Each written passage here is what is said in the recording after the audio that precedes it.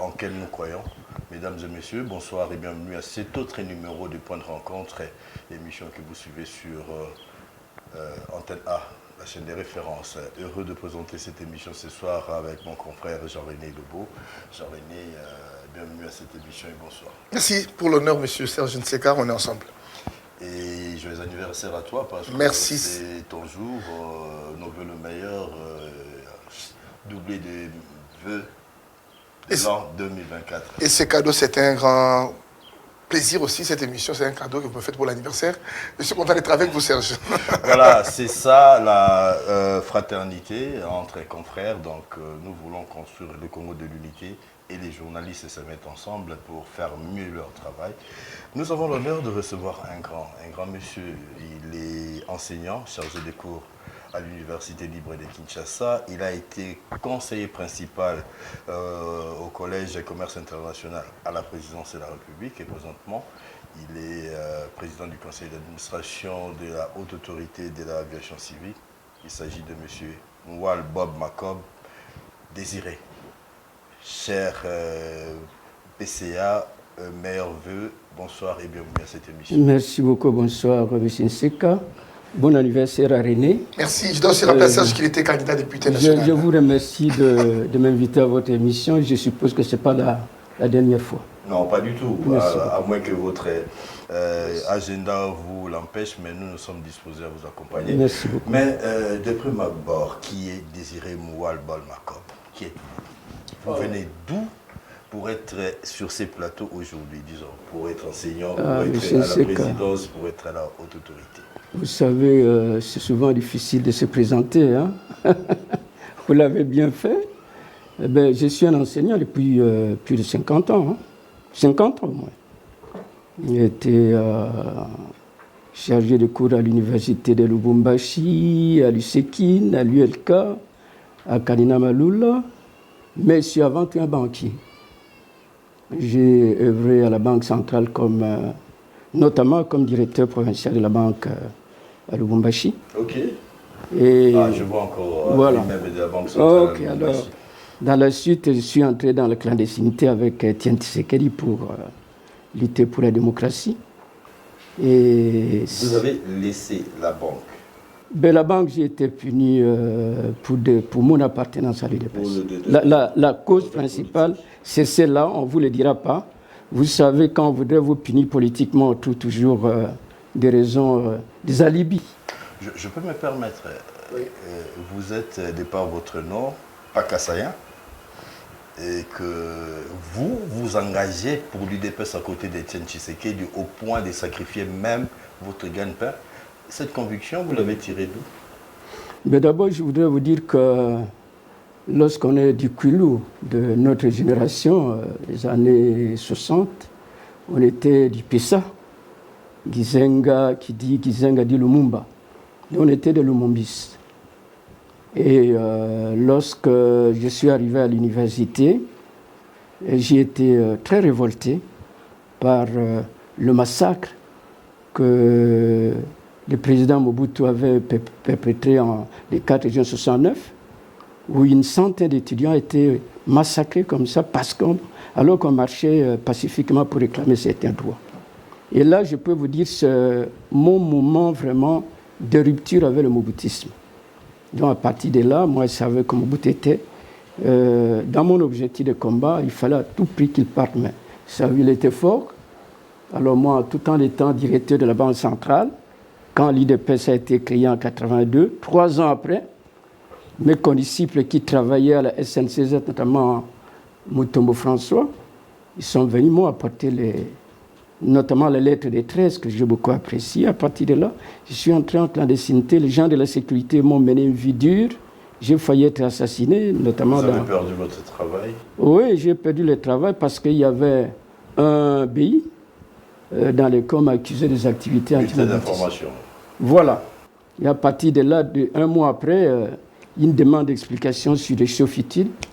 Et je me rappelle le directeur du gouverneur de l'époque, qui était un ami, Ngandu Personnel, aujourd'hui il est disparu, m'a posé la question, qu'est-ce que tu as fait au Katanga? Parce que les gens des lettres qu'on t'a envoyées, ce sont des lettres qu'on envoie des personnes à qui on cherche des poux dans la tête. J'ai compris. Parce que l'administrateur de l'ANER m'avait dit, si le président fondateur au courant de cette CBI, ta carrière est terminée. Je me savais déjà condamné. Et de là... De là, bon, je suis parti. Je suis rentré à Kin pour... Vous avez vécu de quoi et jusqu'à vous retrouver à la présidence c'était dur. Parce que ceux qui me connaissent, je suis un grand activiste de l'UDPS. Je m'étais engagé, comme on dit, corps et âme. C'est-à-dire à côté de Tshisekedi. Je vivais de quoi? Vous avez suivi là des cours que j'ai donnés à gauche, à droite. C'est ça qui me permettait d'être un peu, d'avoir la tête hors eau. Donc c'était dur et lorsque nous avons pris le pouvoir, en tant qu'économiste du parti, vous comprenez, je me suis retrouvé, le président m'a appelé pour lui apporter mon expertise. Peut-on dire que votre combat a payé aujourd'hui au sein de l'UDPS? Oui, le combat a payé, non seulement pour moi, mais le combat a payé pour tout le peuple congolais, parce que notre but, c'était d'instaurer un pouvoir, un régime de démocratie et de progrès social. Et nous constatons fort heureusement que le président Félix Antoine Tshisekedi est en train de réaliser ses rêves de l'UDPS. Nous sommes contents que maintenant qu'il a entamé ce second mandat, rappelez-vous en 2018, lorsqu'il a présenté son programme, c'était un programme étalé sur 10 ans. Et les gens criaient, mais comment le mandat c'est 5 ans, comment il est arrivé? Il avait un rêve. Il savait que le boulot était abondant. Et voilà, nous sommes là. C'est pourquoi je voudrais lui renouveler, réitérer, lui dédier d'abord cette émission. Et puis le féliciter de nouveau. Lui présenter nos vœux, mes vœux, des succès pour que ce second mandat puisse marquer, soit encore plus productif, plus social pour le peuple congolais. Chassé de la Banque centrale, quelques jours après beaucoup d'années, nommé conseiller principal chef de l'État au Collège international, aujourd'hui président du conseil d'administration de l'autorité de l'aviation civile, peut-on dire que vous avez tout fait? Est-ce que vous avez d'autres ambitions actuellement? Ben, regardez, je n'ai pas vieilli, hein. Malgré les cheveux blancs que vous voyez. Les ambitions sont là parce qu'au contraire, j'ai atteint l'âge de maturité pour mieux servir le pays. Je crois que partout les chefs de l'État m'appellera. Je vais répondre présent pour mettre toujours à sa disposition l'expertise que j'ai acquise depuis ces longues années à la Banque centrale, notamment à l'UDPS, auprès de Etienne Tshisekedi, dont j'étais un conseiller économique très écouté. Et là, je voudrais vous ouvrir une parenthèse. Je crois qu'il y a très peu de rares, il y a très peu que je dis, des cadres de l'UDPS qui ont connu, qui ont discuté autant avec Etienne Tshisekedi que moi. Et notre débat, si vous voulez, discussion a commencé en 1996 jusqu'en 2010, à peu près 15 ans. Et chaque mois, je lui ai apporté une étude que nous appelons en économie étude de conjoncture économique. J'ai déposé à son secrétaire. Il m'appelait, nous passions des heures juste à agacer les protocoles. De quoi on parlait? De la reconstruction du pays. Et là, j'ai beaucoup appris à la veille de l'élection de 2010. J'ai publié dans les SOF. On n'a pas dit que j'ai fait 5 ans avec mon ami King, c'est moi qui, de 2007 à 2011, c'est moi qui tenais la rubrique économique du journal SOF. Et ça a aidé même le journal à obtenir le prix Mwanamboka. Donc j'ai apporté quelque chose au journal qui est très connu comme étant politique. Et l'aspect économique, puis c'est les SOF de finances. Donc c'est un peu négligé, mais je suis arrivé, j'ai renforcé ça. Alors je disais dans ce journal, j'ai publié un article, ce jour, tu sais qu'il me dit, le nationalisme est stérile. Moi je me suis dit, c'était lors d'un entretien. Il me dit, Désiré, comme il aimait souvent appeler, le nationalisme est stérile. Je suis resté figé. Je dis, je rêve. cet homme qui est dans l'objectif de toutes les officines internationales parce qu'il est extrêmement nationaliste, extrémiste, disons, prenons le mot. Aujourd'hui, il me dit le nationalisme, ça voudrait dire quoi? Et il ajoute, nous ferons appel lorsque nous serons au pouvoir aux capitaux du monde entier.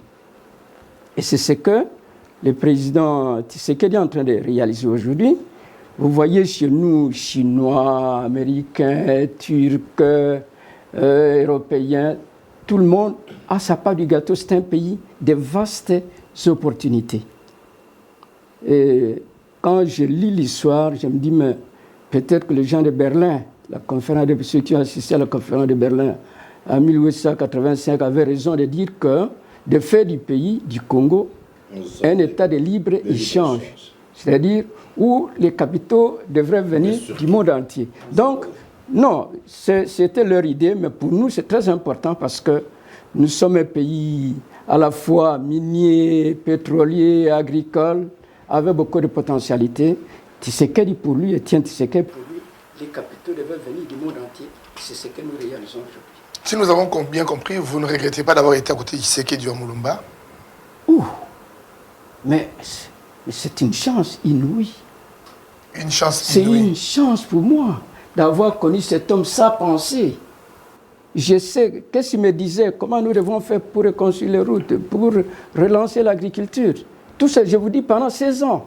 Et en 2010, lorsque son état de santé se dégrade, il m'a appelé, dit Désiré, vous continuez notre débat avec Mundela, pauvre Gilbert qui n'est plus père sur nom. Et nous avons continué ce travail avec Mundela. Voilà, un homme de grande valeur, vous avez vécu avec lui, mais vous avez été candidat à la députation nationale chez vous à Massimanimba, un candidat invalidé. Comment vous réagissez? J'ai d'abord honte. J'ai honte de figurer sur cette liste de honte. Et je vous dis que je ne dois pas m'y retrouver.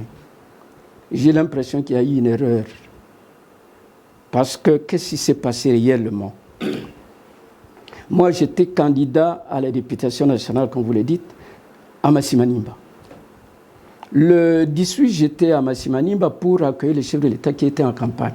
Et le 19, donc à la veille des élections, je me préparais à rentrer chez moi lorsque on est venu m'apprendre que la CENI, l'antenne de Massy, en difficulté de transport, n'ayant pas de moyens de transport, fait appel aux particuliers, notamment aux candidats ayant des véhicules, de l'épauler.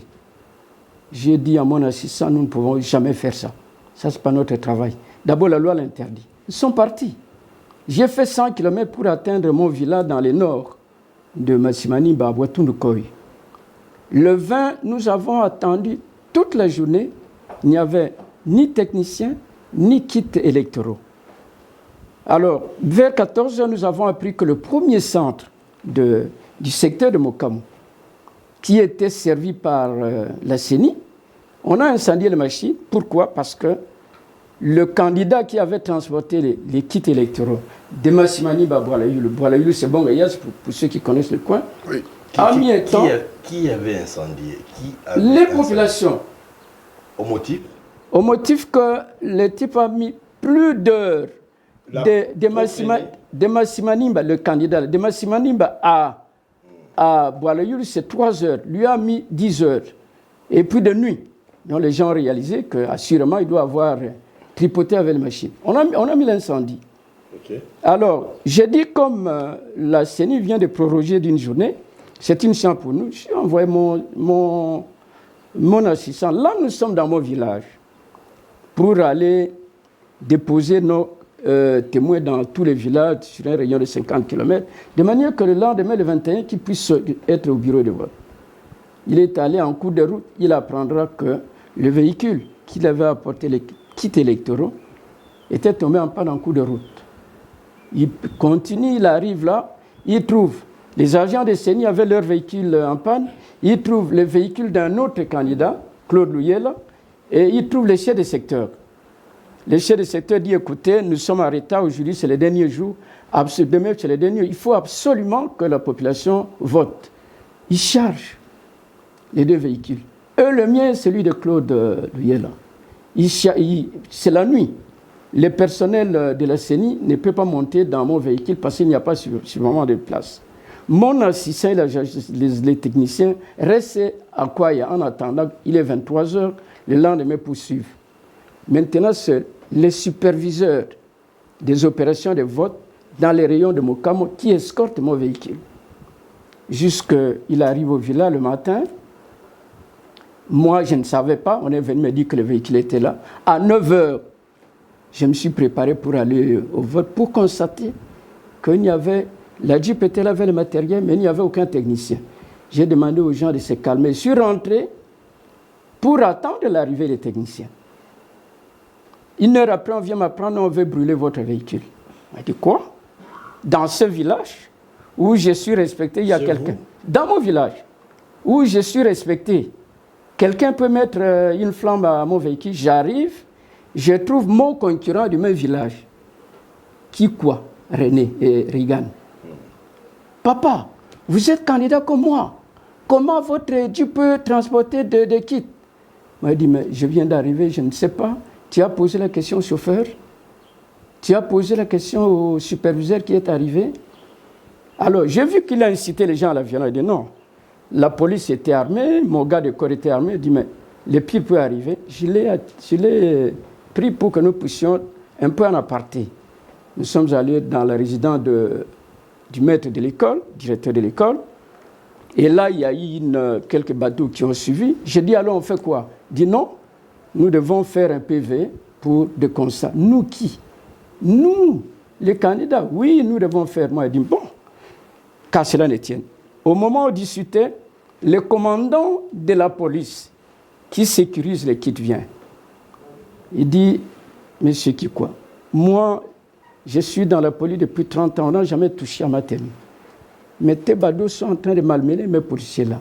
Moi, je quitte, je dégage. S'il y a quelque chose qui arrive ici, tu seras tenu responsable. Il a dégagé ses policiers. Donc, la population qui s'agitait était venue avec M. Kikwa.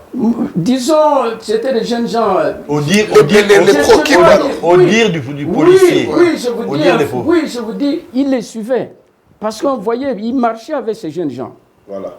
Alors, un commandant d'un autre poste ayant appris qu'il y avait des échauffourées à Boitoune, il est venu, il nous a trouvés là, il dit, mais comment? Mais ça, ce n'est pas une affaire des candidats. C'est une affaire de la CENI. Honorable, remettez le matériel à la CENI, le formateur est ici, l'intendant est là. Vous partez, aujourd'hui, il me semble que ce n'est pas possible. Entre-temps, ils étaient arrivés. Non, ils ne sont pas arrivés. Parce qu'il a appris qu'on avait tout ce qui s'était passé avec l'incendie de la veille. Alors, ils se sont pas arrivés. Ils ont fui, ils sont pas pour leur sécurité. Pour leur sécurité. Alors, on termine. Bon, nous sommes allés, j'ai dégagé ma Jeep, je suis parti. Et quelques temps après, j'apprendais qu'on avait mis feu aux machines.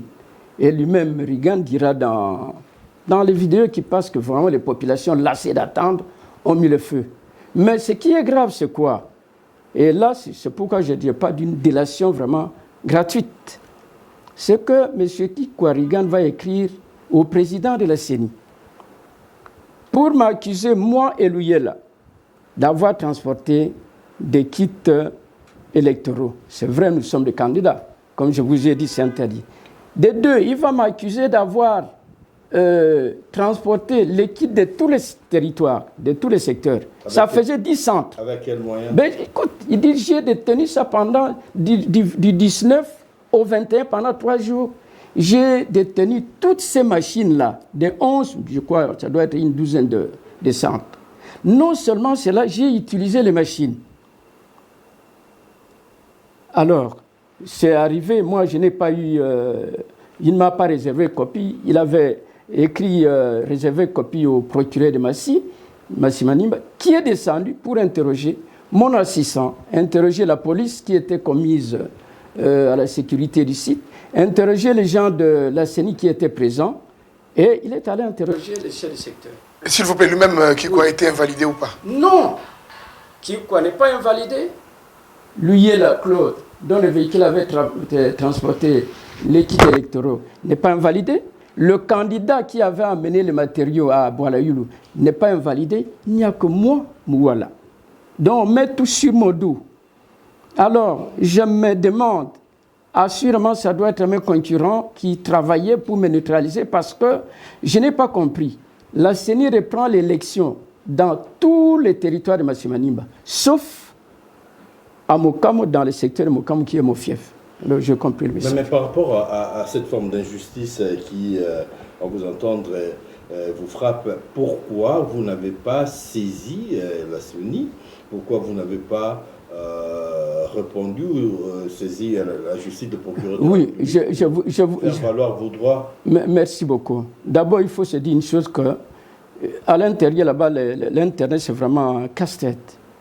Hein? Même pour les téléphones, parfois, il faut monter sur un arbre. J'ai pris connaissance en arrivant à Kinshasa. Donc tout ce temps-là, vous n'étiez au courant de rien? Parce que la lettre, il ne m'avait pas réservé les copies. Okay. Et la première réaction que j'ai eue, c'était réagir via Top Congo. J'avais cru que le message était envoyé. Et je dois vous dire que j'ai réagi à sa lettre de manière officielle lorsque, disons, après l'invalidation. Pourquoi? Parce qu'il avait saisi la justice. Et moi, j'estimais qu'il fallait terminer au niveau de la justice avant de faire quoi que ce soit. C'est pourquoi je n'avais pas... Mais je crois que c'était une mauvaise appréciation. Et pour le moment, où est-ce que nous en sommes? Parce qu'il y a quand même la question d'honorabilité. Vous avez un parcours élogieux. Vous êtes quelqu'un de parole parce que vous avez pris un engagement au risque même de votre vie. Et là, c'est votre dignité, et passez-moi l'expression, qui est mise à mal. Vous comptez faire quoi par rapport à cette forme d'injustice? Donc, quelle est la démarche amorcée déjà pour que vous soyez rétabli dans... La première priorité pour moi, la première priorité, c'est de donner un droit de réponse à la CENI, de réagir à cette invalidation, parce que les centres, tous ces centres-là, quand vous allez à la CENI, on n'a pas voté. Alors, je ne sais pas comment ce Mouala a pu détenir des clés de ceci pour le faire. Donc, le premier acte, la première priorité, c'est de saisir la CENI. Et là, je l'ai fait.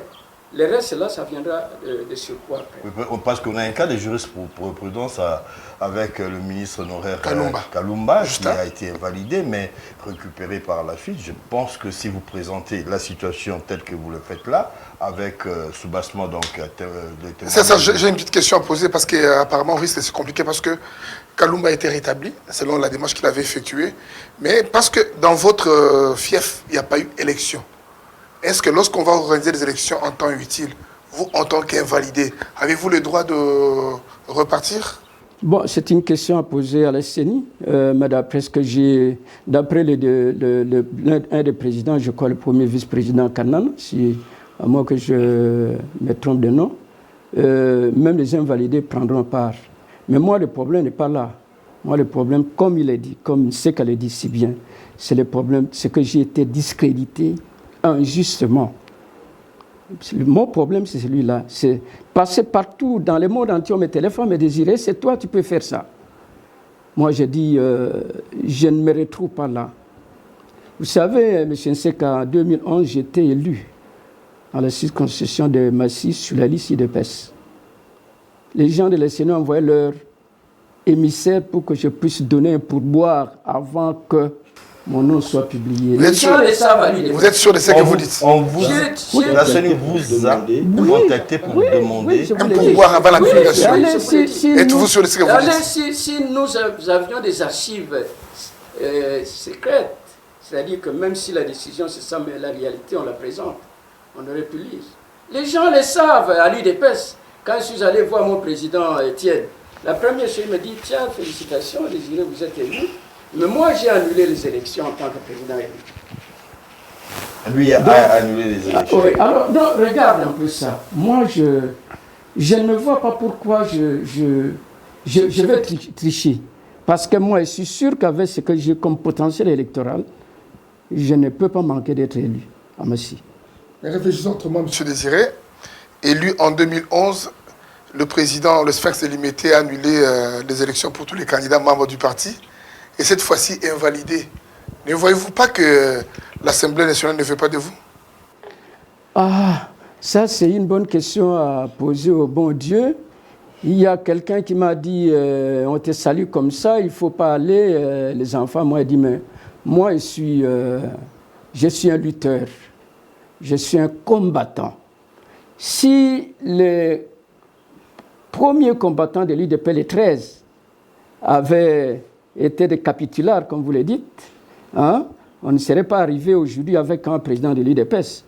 Ça, c'est le jeu politique. Il y a des gens qui vous combattent. Il faut savoir continuer le combat. Je ne peux pas l'abandonner. Et vous espérez quoi au terme de votre combat? Vous espérez une réhabilitation, surtout sur le plan moral. On vous sent vraiment touché parce qu'il y a votre honorabilité, il y a votre famille, il y a votre parcours. Qu'est-ce que vous espérez à la fin? Quel genre de réparation? Si la CENI me lave, c'est déjà un premier élément. Je ne sais pas si nous allons aller au cours. Et comment la CENI va vous attaquer? Vous avez saisi la CENI? La CENI a été saisie.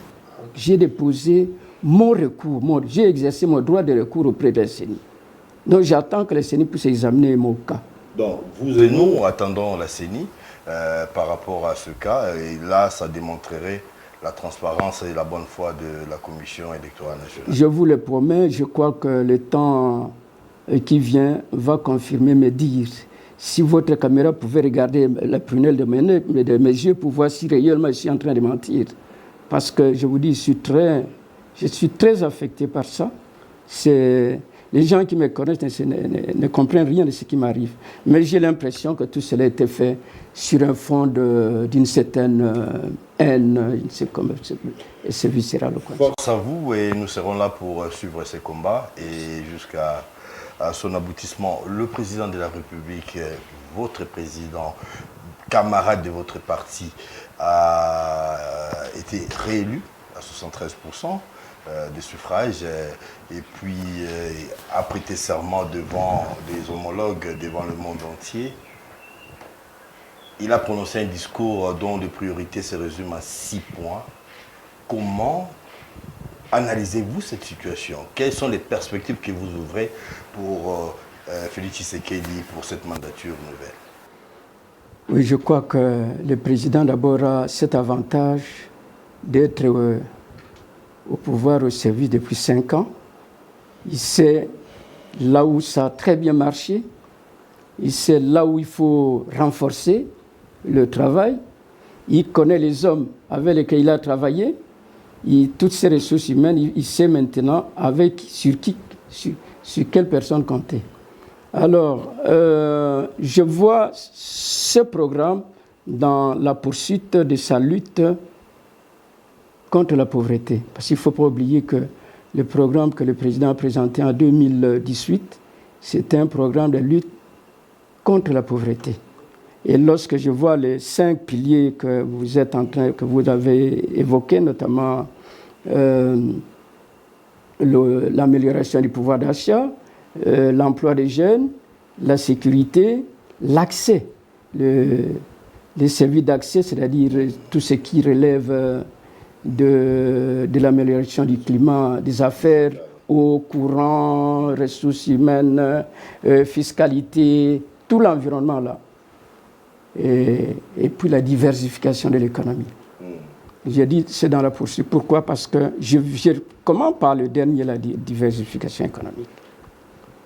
C'est pas la première fois que le président en parle. Il avait dit, je crois, si je me rappelle bien, aux Nations Unies, que nous allons travailler pour la revanche du sol sur le sous-sol. Parce que toute notre économie est extravertie. Elle est essentiellement minière. Quand les entreprises extractives cessent, c'est l'agonie. Alors il faut diversifier. Je disais tout à l'heure que nous avons beaucoup de potentialités agricoles. Nous avons, je crois, 80 millions d'hectares de terres arables. Donc nous pouvons nourrir 2 milliards de personnes. Et que dire aujourd'hui, nous sommes incapables de nourrir la centaine de millions de Congolais. Donc c'est dans cette poursuite. Alors la création des emplois, c'est pour les jeunes. Nous avons une jeunesse qui est lassée, il faut se dire. une jeunesse un peu clochardisée parce qu'elle tourne le pouce, elle n'arrive pas à trouver l'environnement où elle peut obtenir facilement le crédit bancaire, où elle peut obtenir un concours de l'État pour monter une entreprise. Fort heureusement, là, le président avec le ministère de l'Entrepreneuriat, c'est donc une très bonne perspective qui se présente là. Si le climat des affaires, si l'amélioration, le travail sur l'amélioration du climat des affaires continue, eh bien, nous aurons des investisseurs qui vont investir, qui vont créer des revenus, des ressources et des emplois. C'est pourquoi je dis que le président est vraiment sur... il est dans son projet de faire du pays, du Congo, un pays prospère. Et c'est pourquoi je suis très convaincu qu'au regard de la majorité qui se dégage à l'Assemblée nationale, les lois qui seront présentées pour appuyer des réformes audacieuses, que ces lois-là passeront parce qu'il y a de ces réformes qui demandent que le peuple puisse accepter. Et pour ça, il faut que l'Assemblée nationale donne un coup de pouce lorsqu'on présente un projet de loi sur le blanchissement des capitaux, sur ceci ou sur cela. Au cours du discours du chef de l'État, il a regretté quelques erreurs commises. Il a promis ne pas revenir sur certaines erreurs. Vous avez été à côté du chef de l'État, pas à un poste moindre. Regrettez-vous aussi d'avoir participé à certaines failles dont le chef de l'État a décrié? Je ne dis pas que j'ai participé, mais j'ai fait le même constat que lui parce que je vais citer un cas du secteur dans lequel j'ai œuvré. Je prends l'AGOA. Nous avons été réadmis dans le mécanisme de l'AGOA en 2021, si j'ai bonne mémoire, mais vous constatez que nous n'en profitons pas assez. Je prends un second cas, le cas de guichet unique pour le commerce extérieur. Une réforme a commencé sous Kabila, mais cette réforme-là patine. Pourquoi? Parce qu'il y a certains ministres. Quand j'ai participé aux réunions de Guy, j'étais très révolté de constater que certains ministres, depuis 2 ans, on attendait d'eux une mesure pour accélérer la réforme. Et cette mesure-là n'était pas prise. Donc, vous constatez que ce sont ces failles-là qu'il faut, ces lacunes-là qu'il faut remédier, dont le président a raison. Et c'était dû à quoi principalement? C'était dû au fait d'abord entre 2019 et 2020, au fait que nous étions avec les gens de FCC qui ne voulaient pas que ça marche. Et puis après, je constatais que... Ça n'a pas marché non plus, même après les FCC. C'est ça.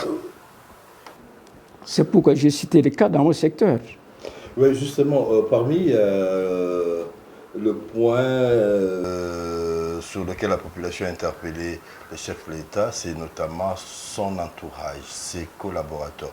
Vous êtes l'un de ceux-là, aujourd'hui, qui sont vilipendés, permettez-moi l'expression, par la population. Pensez-vous que le casting a été mauvais? Et si, cette fois-ci, les chefs devaient se choisir des collaborateurs, ça devait se faire sur quels critères? Ça c'est... Vous n'êtes pas les chefs, c'est son pouvoir discrétionnaire. Non, vous avez été son conseiller principal. C'est une question très compliquée parce que le casting des collaborateurs dépend d'une série de variables, de facteurs. Il y a les relations individuelles. Et moi, ici de l'UDPS, le président me connaît depuis l'UDPS. Donc déjà, il y a une relation. Bon, il y a des gens avec lesquels le président a grandi, et il y a des gens des sommités scientifiques, ou dans le monde d'affaires, des gens qui, par leur travail, sont notoirement connus pour être experts ou compétents dans tel ou tel autre secteur. Alors, est-ce qu'il va falloir changer de casting? Là, sincèrement, je ne sais rien dire, mais je sais que c'est pourquoi je vous disais, le président a la chance cette fois-ci, il n'est pas au début d'un mandat, plutôt de son premier mandat, il est au début d'un second mandat, il connaît bien les terrains, comme on dit, les terrains, les jeux, il connaît les hommes, Il connaît les mécanismes et je crois qu'il va ajuster. Vous lui souhaitez quoi? Comment, si on devait rêver, comment dessinerez-vous ces mandats-là avec toute cette volonté, avec l'expérience acquise, avec les potentialités, tant sur le plan humain, naturel, économique et même les difficultés? Comment entrevoyez-vous ce mandat qui commence? Ce mandat, je vous dis, n'est pas aussi difficile que le premier. Parce que le premier mandat a balisé la voie. Je répète, c'est ce que je disais. Je crois que le président a des atouts. Le président a l'information complète après 5 ans. Le président réfléchit beaucoup. Le président consulte beaucoup. Et je crois que dans tous ces contacts, il va voir comment il va orienter. Je me suis beaucoup de... Je ne peux pas mettre des choses dans la bouche du président. Mais je crois que le président est mieux informé qu'au début lorsqu'il a commencé en 2019. Et au lendemain de la prestation de ce chef de l'État, c'est parti pour la guerre de positionnement politique. On apprend déjà ce qui se passe pour certains. C'est la disparition de l'Union sacrée. Vous voyez tout ce qui se passe avec Vital Kamerhe qui a créé une plateforme déjà pour battre l'appel de ses troupes. Comment vous réagissez par rapport à tout ça et comment voyez-vous aussi l'avenir de l'Union sacrée? Mais d'abord, nous sommes à un tournant. Nous venons de passer, nous sommes entrés dans un second mandat. Donc, l'Union sacrée d'hier ne doit pas, à ce qui me semble, risque de ne pas être celle d'aujourd'hui. Pourquoi? Parce qu'il y a d'abord une nouvelle configuration au niveau du Parlement, de l'Assemblée nationale. Ça disparaît. Excuse-moi, pardon, non, écoute, je continue. Il y a le message que Kamerhe et les autres envoient, c'est quoi? Ils disent avant élection ne doit pas être égal après élection au niveau de l'Union sacrée.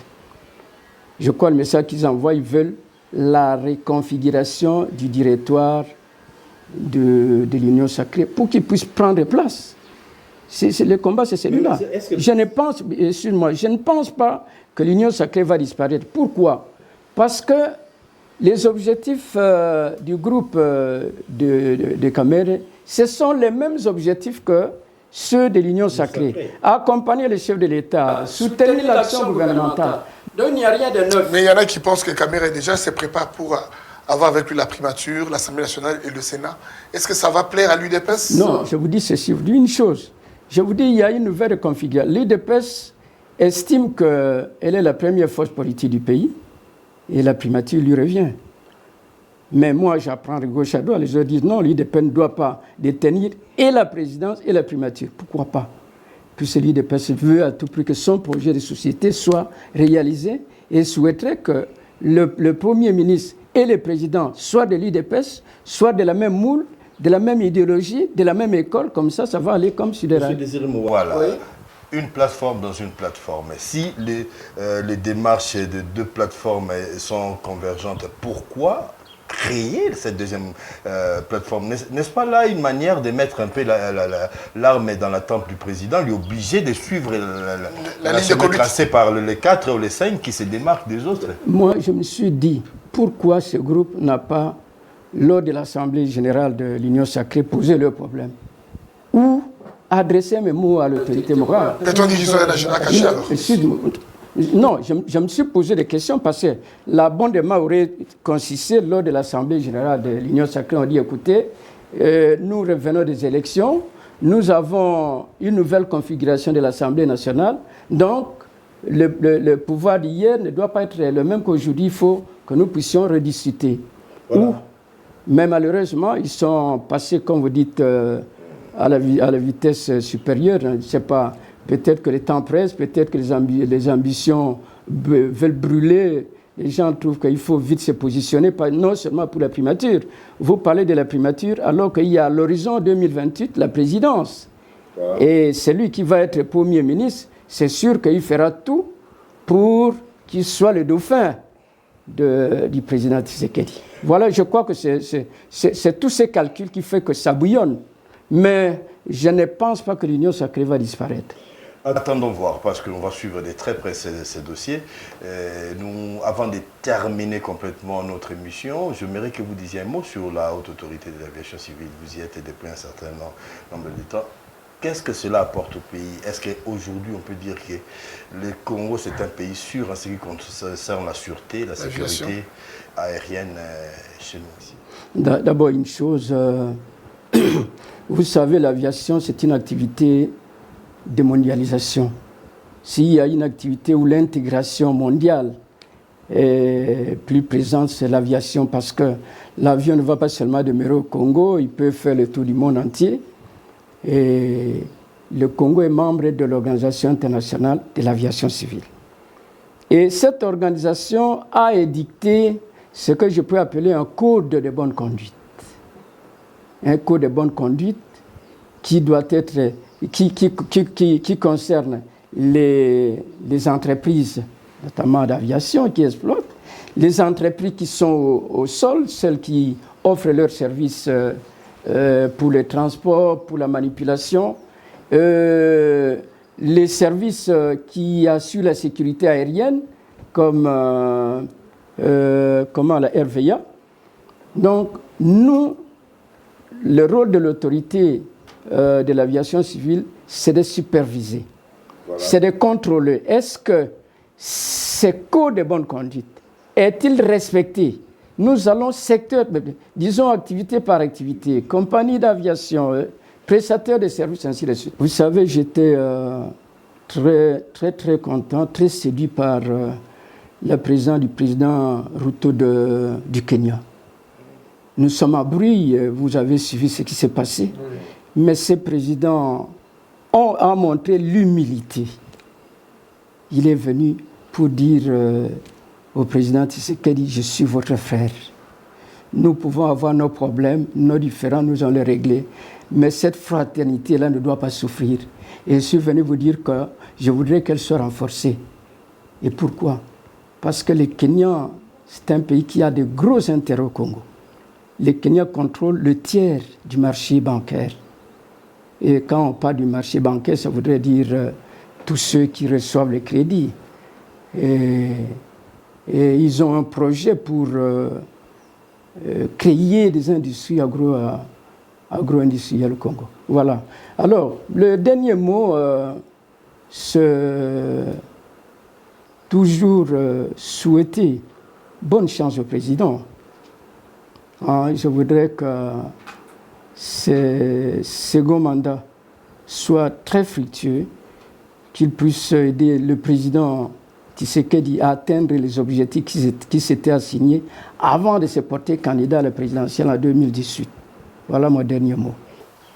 Voilà, ça n'est complètement terminé. Nous vous remercions, M. Désiré Moual Mabol. Bol Makob, vous êtes chargé de cours à l'Université libre de Kinshasa, anciennement conseiller principal au commerce international, collège du commerce international à la présidence de la République, et présentement vous êtes le président du conseil d'administration de l'aviation civile, et nous vous réinvitons pour une prochaine émission. Merci à toi, Jean-René. C'était un plaisir. Encore une fois. Merci beaucoup. Salut fini et à la prochaine.